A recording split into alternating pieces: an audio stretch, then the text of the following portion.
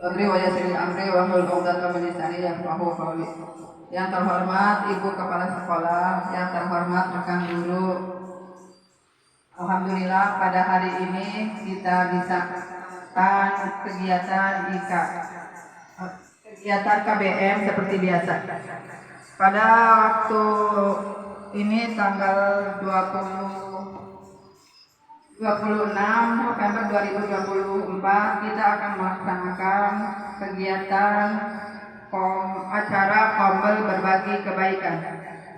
Untuk mempersingkat waktu, acara yang pertama yaitu 1. Pembukaan, 2. Sambutan kepala sekolah, 3. Berbagi kebaikan budaya positif oleh Bu Haji Habibah, yang keempat tanya jawab, 5. Refleksi, dan 6. Penutup. Untuk acara pertama, marilah kita buka dengan membaca basmalah bersama-sama. Acara yang kedua yaitu sambutan Ibu Kepala Sekolah kita. Kepada beliau kami persilahkan.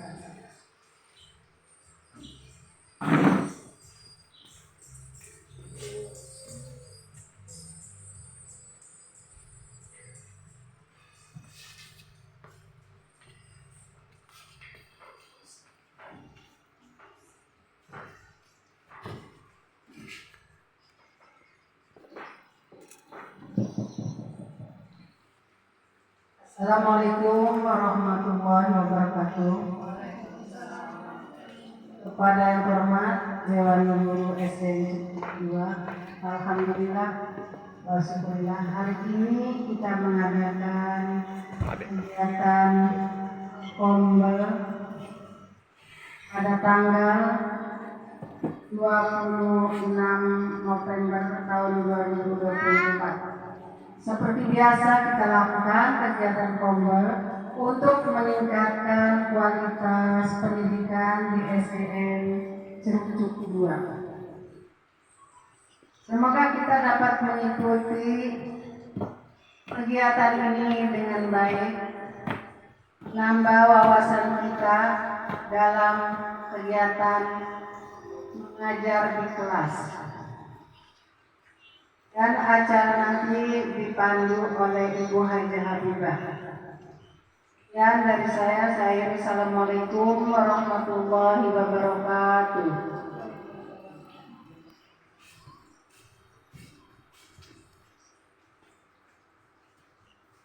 Terima kasih atas sambutan Ibu Kepala Sekolah. Acara yang selanjutnya yaitu acara yang ketiga, berbagi kebaikan budaya positif, yang akan disampaikan oleh Bu Haji Habibah. Padanya kami persilakan.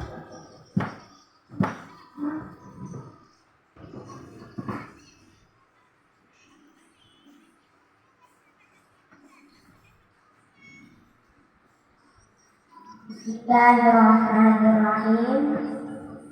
Assalamualaikum warahmatullahi wabarakatuh.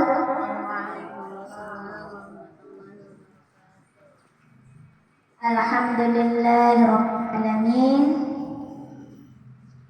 Assalatu wassalamu ala asyrafil anbiya'i wal mursalin sayyidina Muhammadin wa ala alihi wa sahbihi ajma'in, amma ba'd.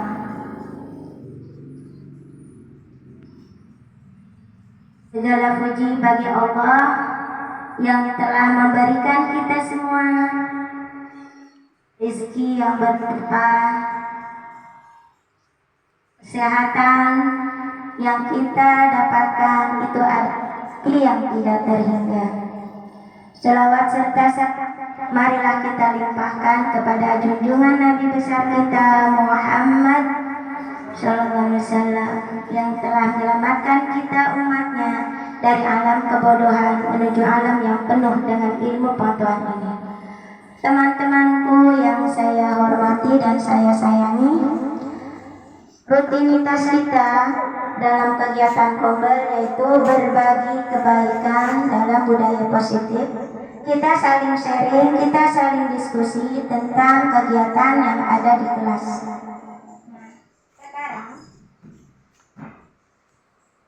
Sekarang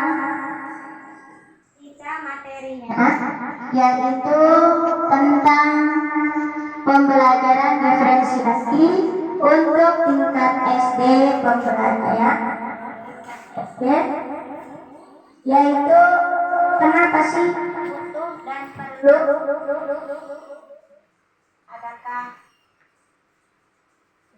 adakah yang disebut kita saling sharing untuk diferensiasi pembelajaran?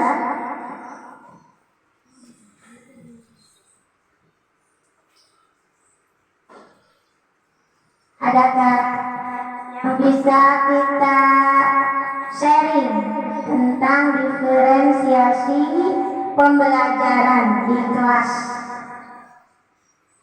Apakah ini hal baru? Apakah sudah dilaksanakan di kelas Ibu dan Bapak?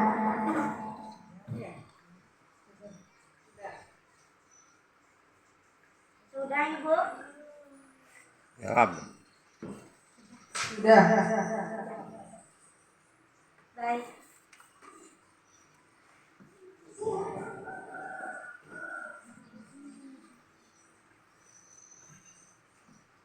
Baik.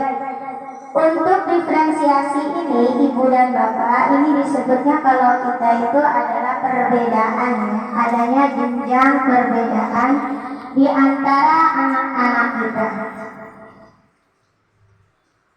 Latar belakang dari dibutuhkannya dalam pembelajaran diferensiasi ini yaitu pendidikan di sekolah dasar merupakan tahap awal yang sangat penting dalam pembentukan karakter dan kemampuan akademik anak. Siswa pada tingkat ini memiliki gaya belajar, minat, dan kebutuhan yang sangat bervariasi.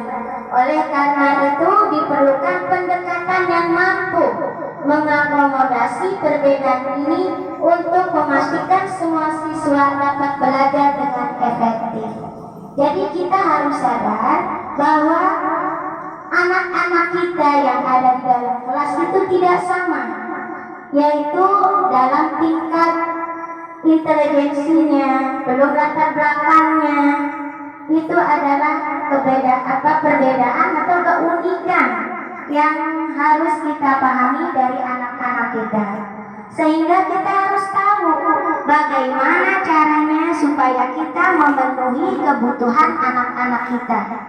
Setidak-tidaknya kita mengetahui kebutuhan belajar mereka yang harus kita penuhi untuk mereka bisa menerima pembelajaran yang kita berikan. Pembelajaran diferensiasi ini adalah pengertiannya, yaitu pendekatan yang bertujuan untuk mengakomodasi kebutuhan belajar yang berbeda-beda dari setiap siswa. Dengan menerapkan pembelajaran diferensiasi, guru dapat membantu siswa mencapai potensi maksimal mereka dengan menyesuaikan metode dan materi yang diberikan. Jadi tujuan dari pengertian dari diferensiasi ini adalah pendekatan. Jadi pendekatan pembelajaran termasuknya ya, untuk mengetahui kebutuhan belajar siswa anak-anak kita di kelas. Bertujuannya, jadi tujuan dari pembelajaran diferensiasi di tingkat SD antara maksimalkan potensi belajar setiap siswa. 2. Menciptakan lingkungan belajar yang inklusif dan mendukung. Yang ketiga, memotivasi siswa untuk lebih aktif dalam proses belajar. Yang keempat, mengembangkan kemampuan berpikir kritis dan kreatif siswa. Sebenarnya Ibu dan Bapak yang saya hormati, memang ini adalah sulit. Ini adalah memang berat bagi guru, karena kita di desa itu dalam satu kelas itu ada berapa siswa? Ada yang 54, ya betul, kelas 1 52, kelas 2 berapa? 33 kelas 3, 32 kelas 4 47 ya, kelas 5 37 dan kelas 6 itu 42. Jadi kita itu dituntut untuk diferensiasi ini mengetahui kebutuhan siswa. Lah kok bisa? Bagaimana kita untuk mengetahuinya? Nanti ada langkah-langkahnya. Memang berat untuk kita guru untuk mengetahui, untuk mengerjakan diferensiasi. Tapi jangan kita lihat beratnya, tapi manfaatnya ibu dan bapak. Lanjut. Langkah untuk pembelajaran diferensiasi yang pertama, identifikasi kebutuhan siswa. Guru perlu melakukan observasi dan asesmen, memahami kebutuhan, minat dan gaya belajar masing-masing siswa. Maksudnya begini, jika anak itu baru masuk ke kelas atau masuk naik ke kelas, itu biasanya kita mau absensi ya, pengisian absensi. Di situ ada latar belakang pendidikan orang tua, ada maksudnya ekonomi orang tua, dan juga dia itu belajar di rumahnya bagaimana, itu termasuk asesmen awal. Jadi kita tahu kamu di rumahnya belajarnya bersama siapa, dengan bapak atau dengan ibu. Kamu di rumahnya itu rumahnya bentuknya tembok apa namanya dia tuh itu nanti mempengaruhi. Kalau di rumahnya kamu tuh belajarnya itu ada tempat belajarnya atau tidak dan sebagainya, itu ada nanti di absensi. Itu termasuk untuk mengetahui kebutuhan dan minat siswa. Karena latar belakang pendidikan orang tua pun itu mempengaruhi dari anak tersebut. Yang kedua, perencanaan pembelajaran. Rancang aktivitas pembelajaran beragam dan fleksibel untuk mengakomodasi berbagai kebutuhan siswa. Setelah kita mengetahui aktivitas yang pernah saya lakukan, yaitu saya biasa begini, pernah saya lakukan dengan cara asesmen awalnya, yaitu siapa yang suka, kalau yang lebih paham dengan video, dia itu mengacungkan tangan. Siapa yang paham dengan biasanya dengan ibu ngomong aja udah paham, mengacungkan tangan, saya pisahkan dulu. Nah itu nanti untuk diferensiasi, yaitu ada diferensiasi konten, diferensiasi yang disebut dengan proses dan sebagainya, itu membedakan mereka dalam pembelajaran. Setelah kita mengetahui dari asesmen awal, baru kita akan membuat RPT. RPT ini mungkin ada 3 proses. Apakah tidak? Ada 3.